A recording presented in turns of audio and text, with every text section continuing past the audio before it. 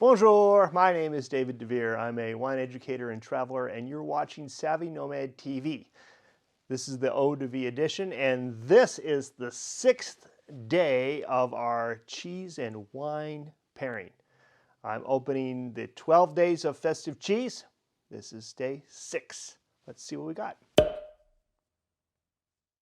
I have been thoroughly enjoying our cheese box. Here is 6 over here. Not sure where the perforation is. Oh, okay.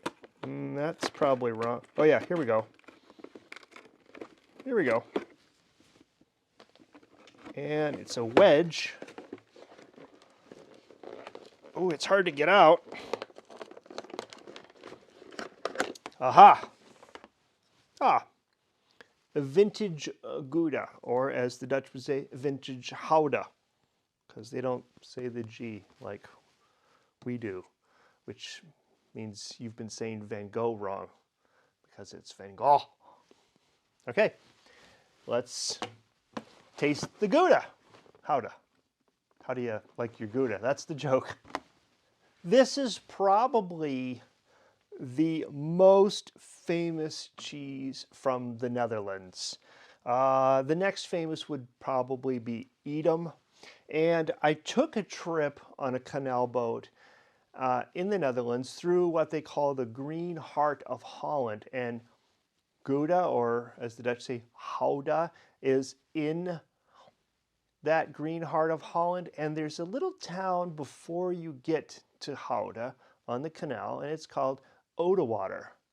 And there was a market in the town of Oudewater when we were there, and we went to the market, and next to the market we were getting these great big freshly made Dutch stroopwafels. They're a very thin waffle with caramel in between and another waffle, and it makes a cookie. Oh my God, they're good. Anyway, there was a museum in Oudewater, and it was a witch museum, and it had the stories of the witch trials that they had in the Netherlands, and it had a scale in there, and the idea was that if you were a witch, you would weigh less than a feather. So the emperor was passing through Oudewater one day, and he was trying to stamp out the witch hysteria. And so he said, look, if you put a woman on the scale here in Oudewater and she weighs more than a feather, then obviously she's not a witch. And I will certify this scale as the official scale to say you're not a witch.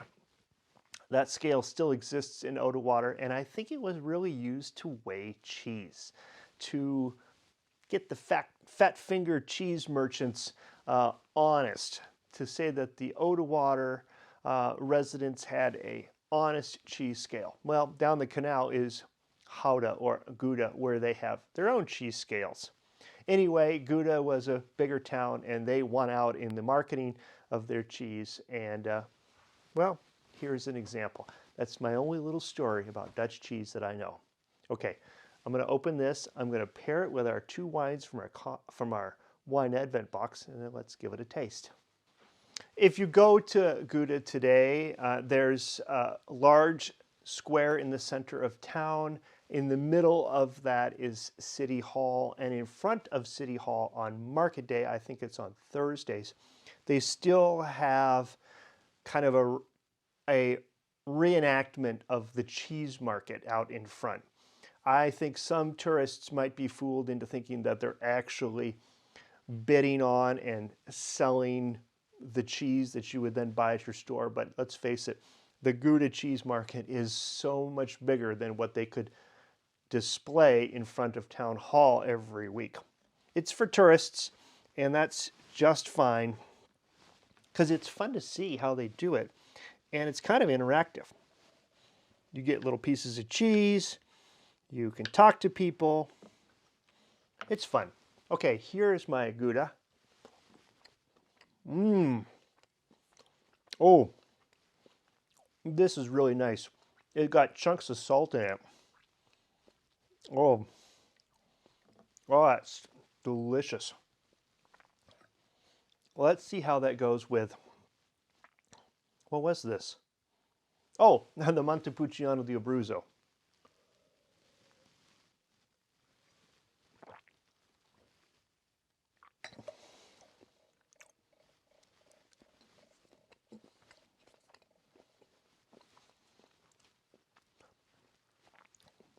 This wine doesn't get any better with the cheese.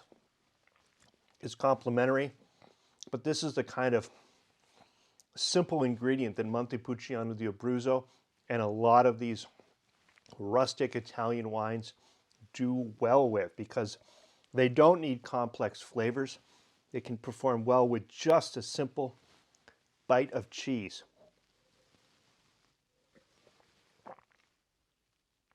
And the acidity level in that wine is high. It's stripping those cheese fats out of my mouth. That's actually a nice pairing. It doesn't make the wine better, but it actually makes the cheese better.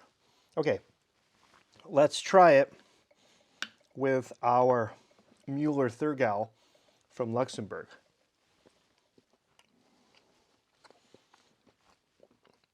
This is a nice cheese. The cheeses in this advent calendar have been very good. I think the advent calendar was 50 bucks. Not inexpensive. But, 12 cheeses. Okay.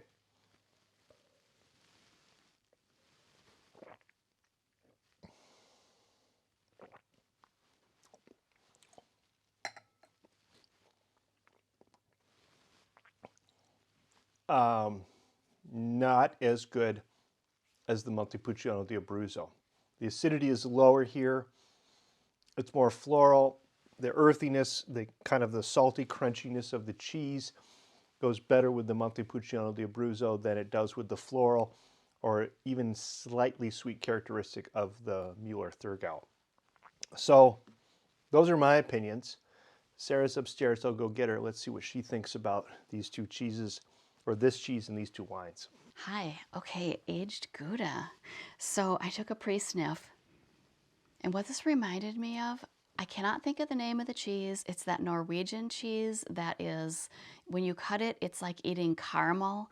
It's so delicious. I bet Dave will put up a little sign here that tells what it is. Anyhow, yum. This smells really, really good.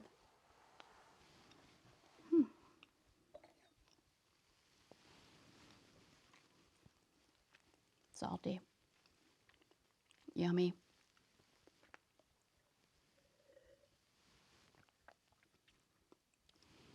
That made that more fruity. I enjoyed that. Okay.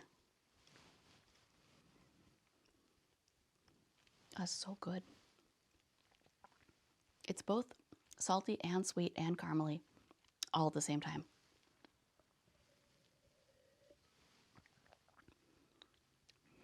To me, that wasn't as good of a pairing, but still fine. Going with everything's fine. In general, they were both fine, and this cheese is super delicious fine. Cheese. When I was a kid, I lived in the Netherlands. I love that country. It's so well organized. The Dutch are so clever in managing their environment, managing their little cities. They're tightly packed. They're all really living close to each other, and that leads to a society that has to get along. They have to be liberal in their views, but they can still hold on to their traditions. And Gouda is a great tradition from the Netherlands. What a wonderful cheese this is. It went really well with the Montepulciano. Whew, I liked it. Okay, if you've liked this episode, please give me a thumbs up. Please consider subscribing. And I'll see you in 2 days for our next wine and cheese pairing. Until then, I say a tutelare and cheese.